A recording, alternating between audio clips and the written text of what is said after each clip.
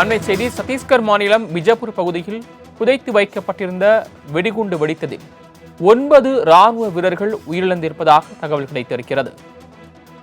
பாதுகாப்பு படை வீரர்கள் 9 பேர் வீர மரணம் அடைந்துள்ளனர்.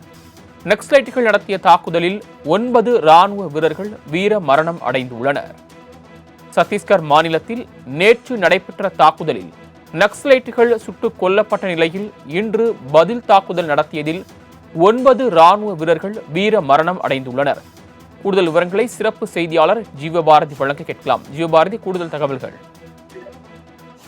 சத்தீஸ்கர் மாநிலத்தில் தொடர்ச்சியாக மாவோயிஸ்டுகள் மற்றும் ராணுவ வீரர்களுக்கிடையே தொடர்ச்சியான அந்த சண்டைகள் நடந்து வரும் நிலையில நக்சல்கள் கொல்லப்பட்டிருந்தாங்க. இன்று அந்த ஐஇடி பாம்பை கொண்டு ஒரு மிகப்பெரிய ஒரு எதிர்த்தாக்குதலை நக்சல்கள் நடத்தியிருக்காங்க. அதுல 9 வீரர்கள் உட்பட ஒரு 10 பேர் உயிரிழந்திருக்காங்க.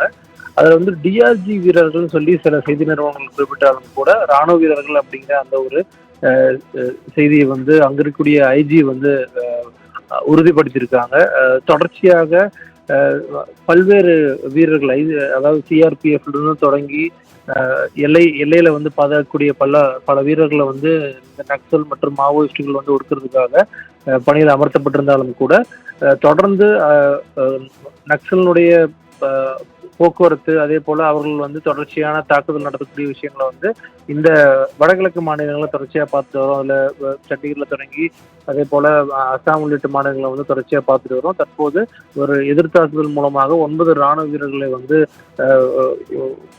கொலை செய்திருக்காங்க நக்சல்கள். கடுமையான கண்டனங்களை வந்துட்டு இருக்கக்கூடிய நிலையில குறிப்பிட்ட மத்திய அரசு அடுத்த கட்ட நடவடிக்கையை துரிதப்படுத்தியிருக்காங்க. தாங்கள் வழங்கிய தகவல்களுக்கு நன்றி ஜீவபாரதி.